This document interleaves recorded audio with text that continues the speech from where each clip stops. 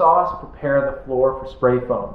The floor is the most important part because we need to seal that up because it's the open part of the house that remains. We filled up all the foam in the floor and we prepped the underfloor bays. So now we're getting ready for spray foam. We already bought a pair of kits last year, actually, a pair of Dow Froth Pack 620 kits, which gives us 1,240 board feet of coverage. Now, this is just enough to do the floor itself, actually, so we're gonna have to get more. Guys, now we've never done spray foam before. Spray foam, as the kits suggest, is a professional activity to do, and it's really critical that you mix the chemicals properly in order to not end up with a toxic, hazardous waste disaster. So we, however, did workshop getting a contractor in to do it. We ultimately, even though that may have been slightly better for cost, we were concerned about that because the design of our tiny house is very unconventional, and the things that need to get sprayed are very unusual. And so we don't really feel comfortable bringing a contractor in who's not going to be familiar with what we're doing and potentially causing problems down the road. So we wanted to give it a try for ourselves, at least on the floor, which is one of the more complicated elements due to the underfloor bays. And we'll show you guys how it went for us. All right, so I'm gonna get my mask ready. We picked up some new stuff today. For spray foam, as far as I can find, you need VOC cartridges. You look so clean today with your white suit. Brand new suit. Go. Have my mask ready.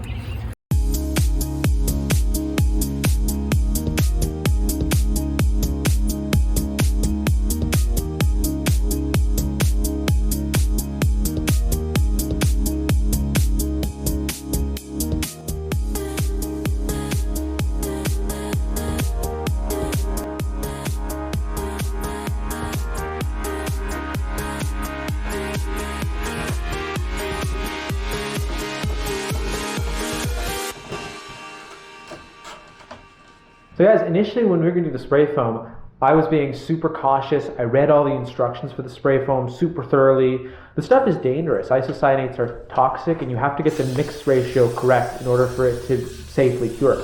So I was looking into it. I was doing lots of research onto how do you tell when it's iso rich, how do you tell if it's polyol rich, and I was super prepared. We got all the PPE. End of the day, I'm going to say this, it was not nearly as bad as I thought it was, and not nearly as hard, despite it being professional use only. Just keep your mind about yourself. If you have experience with HVLP paint spraying, or any experience with epoxy or fiberglassing, you're going to have a similar time with this stuff. And I'll tell you why. It resembles both of these things in a variety of ways. It resembles epoxy and fiberglass in that spray foam, they have to warn you in the instructions to not lay it on too thick, because if it lays on too thick, it gets very hot. That's exactly like epoxy and fiberglass. So if you had experience with that, use your head. Don't lay it on in too thick of layers as you're spraying it. Leave it on a light layer. And what I found actually is that it does get very hot actually, especially when you're spraying a smaller space. When I was spraying the underfloor bays, I had the gun in there and was shooting all the surfaces. And I would notice that like, oof, my hand feels really hot all of a sudden. It's like 70 degrees in here or 50 degrees or something, the air. And so I was like, okay, let's stop in this bay. Let's go do another bay. And you go back there in 5 minutes and it's not hot anymore. So if you weren't really thinking or weren't being aware, you would just keep on spraying it. And yeah, eventually you'd start a fire. So keep your head about you. When I was spraying the loft of the tiny house, I would also be like, oof, it's feeling hot up here. Let's leave this for a second. The other thing is that it really reminds me of HVLP spraying, but it's way easier because spraying, there tends to be issues where if your angle is wrong or your distance from the medium is wrong, you can really quickly get like runs in the paint, which is kind of a concern. So it's like HVLP spraying, but for dummies in a way because it's not nearly so sensitive. I believe the instruction said you could be anywhere from, with the Dow Froth Pack, from 6 inches from the surface or 20 inches, somewhere in there.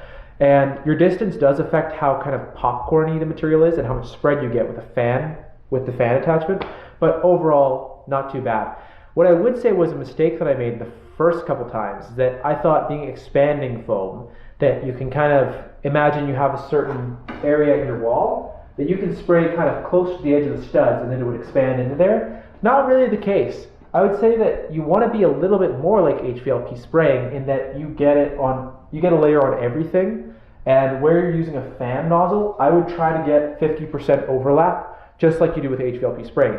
Now, like I said, you don't want to get it too thick, but you want to make sure that every bit of the surface is covered, because it does expand, but it doesn't seem to want to like follow a wall and coat everything. It kind of just expands into like a ball. And so what that means is that you're going to get spots on your wall. They don't have any spray foam attached to them. They might be covered and they might look okay from a cursory glance, but that was a mistake that I made on a lot of my earliest spray foam shots inside the house, was that I was not really getting full coverage in some of the surfaces, and so I was kind of getting air pockets that were hidden. So bear that in mind. Try to get full coverage, but move quickly and don't get too thick of a coat. Aside from that, it was very, very easy. Wear your PPE and try to get all of your skin covered if possible, because it can get on you, and then it's really hard to remove.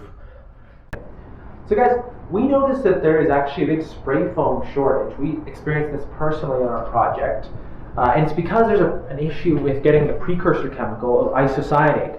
The isocyanate is the main component in our system of the A canister, and the B is the polyol. ISO is apparently very hard to get right now. There's a variety of things. I was reading a bunch of news articles, but supposedly the hurricanes in the Gulf of the United States knocked out and froze some plants that make precursor chemicals to spray foam, and also the Texas power outages. The same issue that was causing us to not be able to get our paint is causing isocyanate plants to not be able to produce it. And so what I've heard is that supposedly it's starting to get a little bit better, but we haven't noticed, because the Dow Frost Pack 620s that we want to get are still unavailable everywhere. We bought the last sets that we could find in the city, and they were expired. They were expired by several months, and thankfully we got a discount to get them, and they did work. But that's risky, right? Because these chemicals, as they begin to polymerize, I think they begin to polymerize after a while. They're not going to yield as much, and they could potentially leave you with a chemical spill basically in your house of uncured chemicals that will never properly polymerize, that you then have to clean up. Very toxic, very unwanted. But in our case, I think it turned out okay. Now, we're in the current situation where we've looked pretty much everywhere and we cannot find any more Frost Pack 620s. And we're running out of time to be able to complete the little bit of spray foam we have to do left. What we may have to do is just buy the smaller Dow Frost Pack 200s that we can find. I can find those everywhere, but they're more expensive per board foot, obviously. Now, let us know, guys, if you're facing this issue as well. Thankfully, for a lot of people, spray foaming will be slowing down over the winter, but still, big concern for us. It's a problem we face with our paint. It's a problem we faced with plywood. It's a problem we've faced with the spray foam now, which is that all of these government lockdowns and supply issues and natural disasters are making it so that the construction industry is really facing a lot of supply shortages, and it probably means housing prices are going to go up, worsening young people's prospects as to starting their lives and having their families and having the life they want to live. This is going to be a big issue for lots of people, and in my estimation, it's probably only going to get worse. But that's why we're working on our tiny house and trying to show you guys how you can begin your life and take control of your own future and start it out with much less money than is required for a regular house.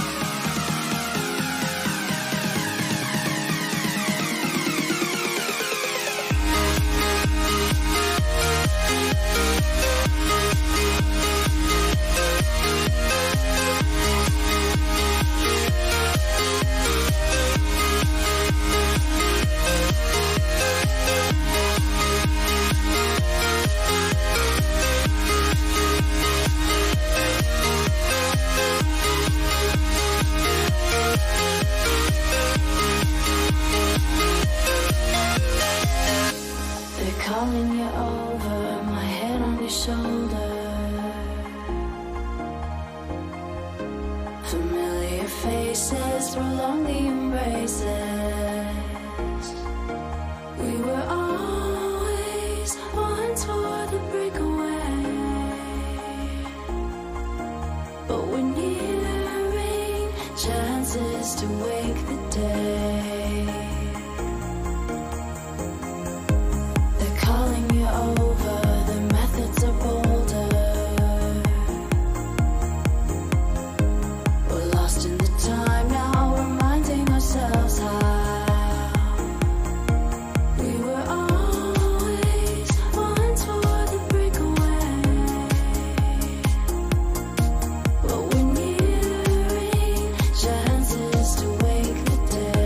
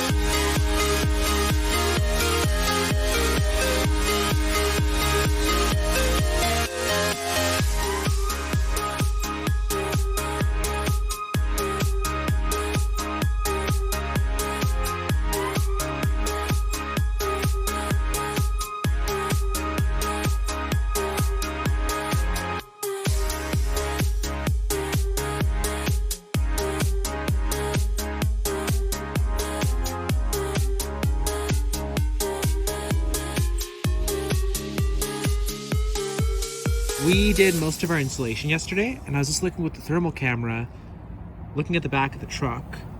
You can see exactly where we insulated because there's an underfloor bay there. And so that big box that was insulated is warmer because it conserves heat, I suppose. And then right back here is this plywood. It's not insulated anymore back there. And you can see it's cold. Up here it's a little harder to tell because these colors, in general, the lighter colors don't absorb as much heat.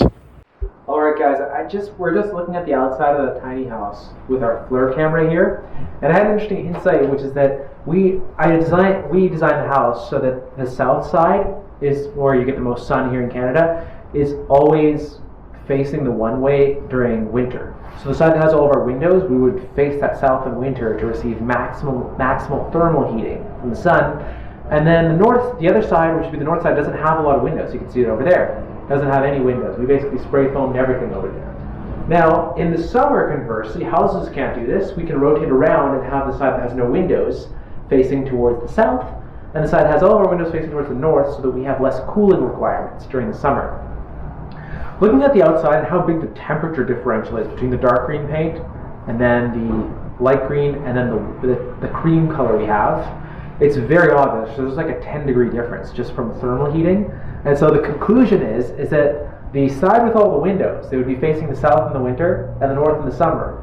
Were we to do that again, we should have, if just for thermal reasons, painted that entire side dark green and then painted the side that faces the other side completely white. And what we would have had was like free heat, basically. That side of the house would be like 40 degrees in the winter.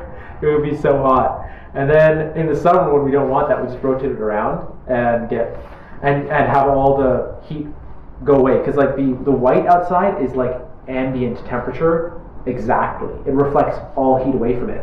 And the dark is like 10 degrees higher than that. It's crazy.